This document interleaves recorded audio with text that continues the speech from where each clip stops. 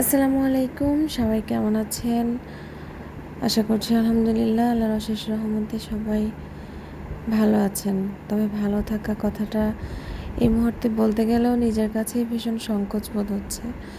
কারণ যে থমথমে পরিবেশ, যে পরিস্থিতি বর্তমানে আমাদের দেশে বিরাজমান, এক্ষেত্রে আসলে সবাই ভালো আছি কথাটা বলাটাও পুরোই অযৌক্তিক। তারপরও ভালো থেকেই সবটার সামনে আমাদেরকে এগিয়ে যেতে হবে, এটাই আসলে আমাদের নিয়ম। খারাপ থাকলেও ভালো থাকতে হয়, ভালো থাকার অভিনয় করতে হয়। তো যাই হোক, আজকে অনেক দিন পর আপনাদের সাথে আবার একটু কথা বলতে আসলাম। রান্না বান্না করছি, আর ভয়েস ওভার অনেক দিন ধরে দিচ্ছি না। আগের ভিডিওগুলো ডিলিট করে দিয়েছি। ভিডিওগুলোর জন্য ভীষণ আফসোস হচ্ছে, মনে হচ্ছে কেন ডিলিট করলাম। বাট আফসোস আর ফিরে পাবো না। তো যাই হোক, নতুন করে আপনাদের সামনে আবার কিছু কিছু ভিডিও নিয়ে আসবো। আর সারাদিন আসলে কিভাবে যেন সময় চলে যায়, সেভাবে আসলে সময়ও বের করতে পারি না। এই টুকটাক এটা সেটা করতে করতে আসলে সেভাবে সময় হয় না যে আজকে কি করব না করব, ভাবতে ভাবতেই সময় চলে যায়। তো সবার কি অবস্থা আমাকে জানান, শুনি।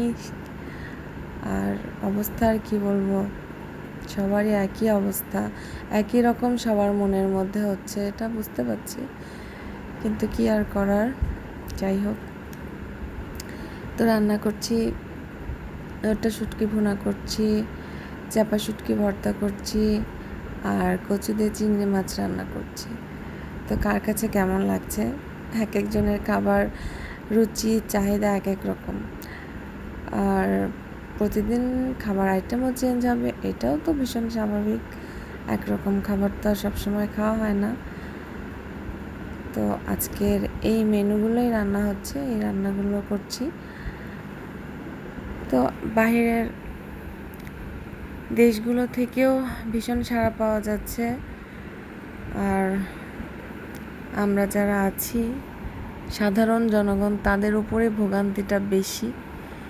আর যারা আন্দোলন করছে তাদের কথা আর কী বা বলবো, তাদের জন্য আসলে বলতে গেলেও তো মুখে আটকে যায়। শুধু একটাই কথা বলবো, সবাই মনে সাহস রাখবা। যারা ছোট আছে তাদেরকে তুমি করেই বলছি, আর যারা বয়োজ্যেষ্ঠ আছেন তাদেরকেও বলছি, সবাই সাহস রেখে সামনে এগিয়ে যাওয়াটাই এই মুহূর্তে একমাত্র লক্ষ্য হওয়াটাই আসলে দরকার। আর সবাই চাচ্ছি পরিস্থিতি যেন স্বাভাবিক হয়, আবার আগের মতো সবার স্বাভাবিক জীবনযাত্রা। যারা রাস্তাঘাটে চলাফেরা করছে, স্কুল কলেজ তো সবটাই বন্ধ, তারপরও টুকিটাকি কিন্তু আশেপাশে যেগুলো মফস্বল এলাকা বা ছোটোখাটো কিন্ডারগার্টেন, এগুলো কিন্তু মোটামুটি কিছু কিছু জায়গায় খোলা আছে। তারপর অনেকে তো, আর স্কুল কলেজ বাদ দিলাম, যারা অফিস আদালত করছে তাদের ক্ষেত্রে তারাও তো ভীষণ ভোগান্তিতে পড়ছে। আর তো এই পরিস্থিতি আসলে কোনোভাবেই কাম্য নয়, কিন্তু কাম্য নয় বলতে গেলেও আবার বলতে হচ্ছে, কারণ যে অবস্থা আসলে এটা মেনে নেওয়ার মতো না। সবাইকে যদি সবাই একই রকমভাবে চুপ থাকে তাহলে আসলে কোনো কিছুই হবে না। তো যেটাই হোক, কাউকে উল্লেখ করেও কিছু বলতে চাচ্ছি না, বা কাউকে উপেক্ষা করেও কিছু বলতে চাচ্ছি না। যেটা সত্য, ন্যায় এবং আল্লাহ যেটা ভালো মনে করে সেটাই করুক। কে কি চাচ্ছে, কে কি ভাবছে, কার কি মনে হচ্ছে, কিছুই না। আল্লাহ যেটা আমাদের জন্য ভালো রেখেছে, ভালো করার প্রয়োজন মনে করছে, আল্লাহ আমাদের সেটাই করে দিক, আমরা এতেই খুশি থাকব। তবে আল্লাহ একটা সমাধান করে দিক, এটাই চাচ্ছি। এভাবে মানুষের এই মৃত্যু শুনতে আর দেখতে এতটা খারাপ লাগতেছে। যাদের পরিবারে হচ্ছে তাদের যে কী অবস্থা, একবার নিজেকে ওই রকম ওই জায়গায় সবসময় মনে হচ্ছে যে আমি ওখানে আছি। প্রত্যেকটা পরিবারে মনে হচ্ছে আমি ওখানে গিয়ে তাদের সাথে এক হয়ে যাচ্ছি, যে আসলে কি ধরনের কষ্টটা হচ্ছে বলে বোঝানোর মতো না। তো আসলে কি বলবো, আমাদেরই কপাল খারাপ। কোনো দেশে এরকম অবস্থা নাই, শুধু আমাদের দেশে এরকম। জানি না এটা আসলে কিভাবে সমাধান হবে, আর সমাধান হতে কতটা সময় লাগবে সেটাও আল্লাহ ভালো জানে। তো যাই হোক, সবার হয়তো অনেকের কথা শুনতে বোরিংও লাগতে পারে যে কি পেঁচাল ভরতেছে, আর কোনো কথা না। আসলে রান্নাবান্না তো করাই হচ্ছে, রান্নাবান্নার হিসাব আলাদা। আর টপিক যেহেতু এখন এটাই মেন টপিক, তাই বলতে না পেরে কোথায় যাব, বলার জায়গা তো একটা আছে। তাই ইচ্ছা হচ্ছে যে একটু সবার সাথে বলি। আর টুকিটাকি যদি কেউ দু একটা কমেন্ট করে, সেটাও মনের কাছে অনেক শান্তি লাগবে যে হ্যাঁ, কেউ কিছু বলতেছে, সাথে আছে। তো যাই হোক, সবার সুস্থতা কামনা করছি। সবাই যাতে সবার জায়গাতে ভালো থাকে, আল্লাহ সবাইকে হেফাজত করুক, সবাইকে সুস্থ রাখুক, ভালো রাখুক, আর সবার পরিবারকে সেভ রাখুক। আর কোনো পরিবারকে যেন এভাবে কাঁদতে না হয়।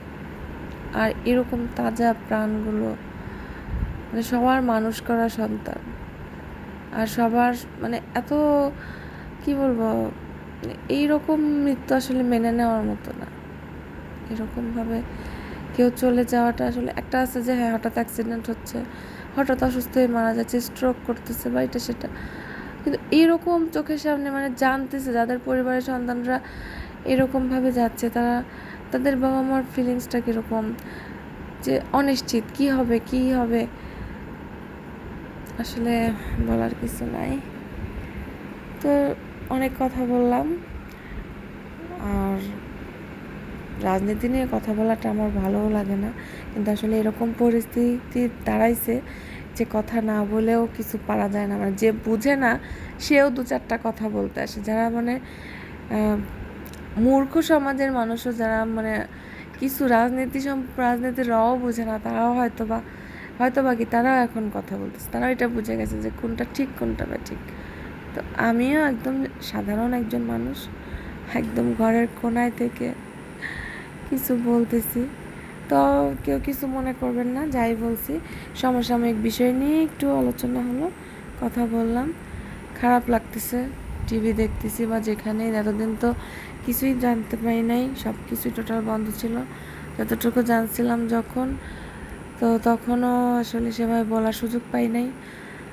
আজকে ভাবলাম যে একটু কথা বলি, কথা বলতে খুব ইচ্ছা হচ্ছিল, অনেক দিন কথা বলি না।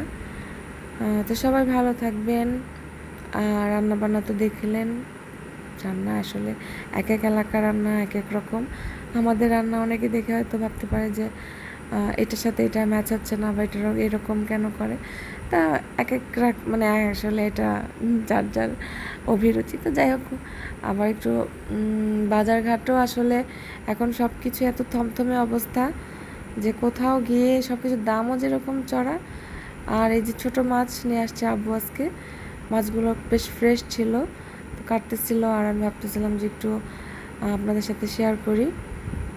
তো সবাই ভালো থাকবেন, সুস্থ থাকবেন, আর অবশ্যই সবাই নামাজ পড়ে বেশি বেশি দোয়া করবেন, আল্লাহ যেন আমাদেরকে এই বিপদ থেকে উদ্ধার করে, আর সব কিছু যেন ভালোভাবে সমাধান করে দেয়, সবার পরিবার যেন নিরাপদে থাকে। তো এই কামনা করছি। সবাইকে অনেক অনেক ধন্যবাদ জানাচ্ছি আমার ভিডিওগুলো দেখার জন্য, আর অবশ্যই আমার পাশে থাকবেন, আমাকে অনেক অনেক দোয়া করবেন। তো ভালো থাকবেন সবাই, আল্লাহ হাফেজ।